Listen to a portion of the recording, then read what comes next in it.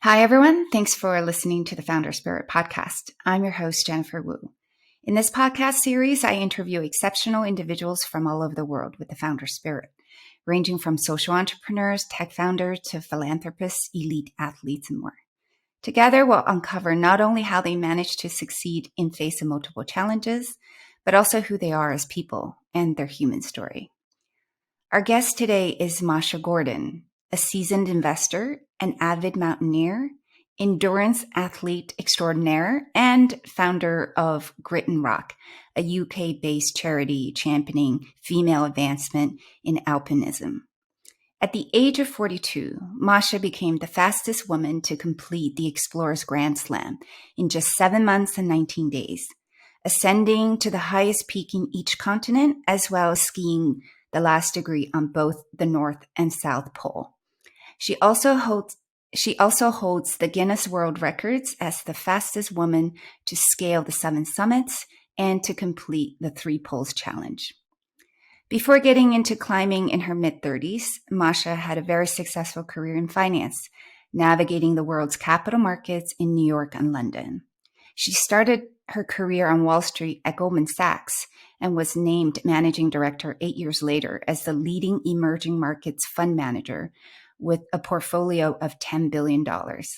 She then joined PIMCO, the world's largest fixed income fund manager, as the head of emerging market equity strategies. Masha was also named Fund Manager of the Year on multiple occasions by Lipper and Morningstar, and recognized by the Financial News as a top 40 under 40 in asset management and rising stars in finance. Today, Masha continues to pursue her passion in mountaineering and a career as a professional board director. She currently serves as the chairwoman of Constellation Oil Company in Brazil and as an independent board director of Capricorn Energy, a public company listed on the London Stock Exchange.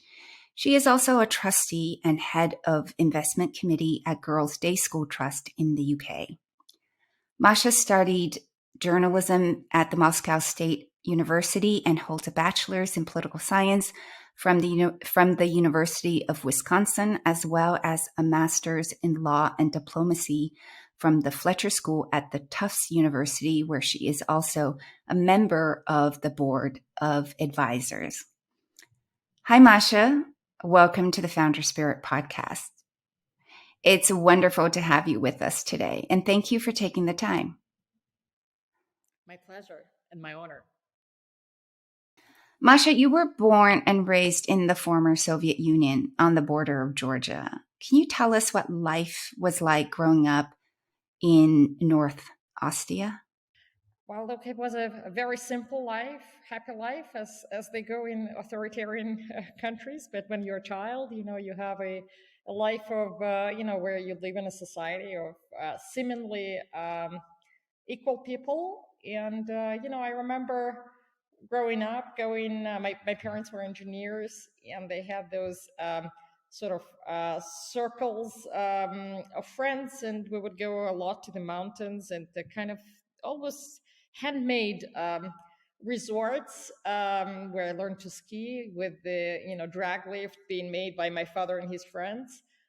Staying in tiny little rail wagons that were repurposed as refuges. So it was a very, very happy life, right? Because as a child, you don't comprehend, political environment or the context because you're not in conflict with society. I actually grew up being a member of the Komsomol League, which now obviously, given the Wall Street career and directorships I have seems rather bizarre. But I think it shows you the journeys we have as individuals. And for me, it was my leadership school started with the Komsomol League. So yeah, happy times.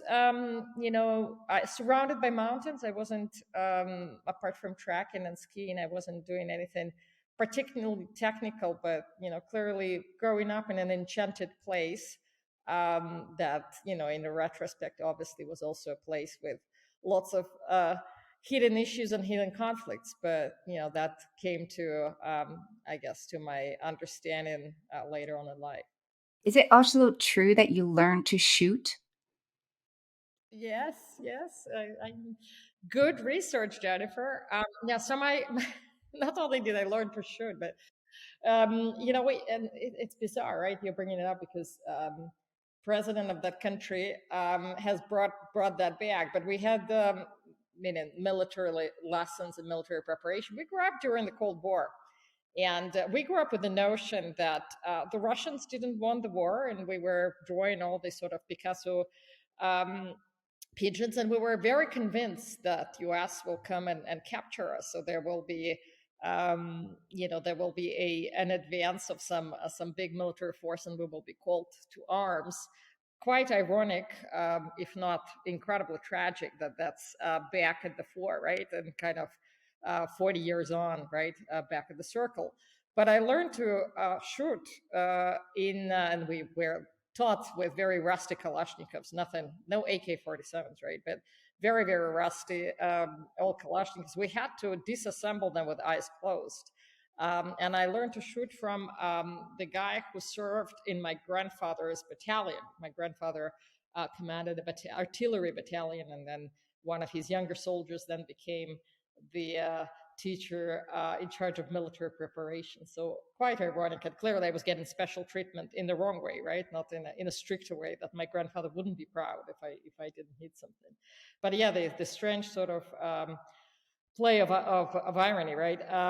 And as growing up, I kind of, during puberty, so much changes that you don't question when the country falls apart in front of your eyes, right? And I finished school in 1991, and I gained acceptance to Moscow State University to study journalism. For me, I suppose it was a way of seeing the world, understanding the world. I was very curious as a kid, and still am very curious about life.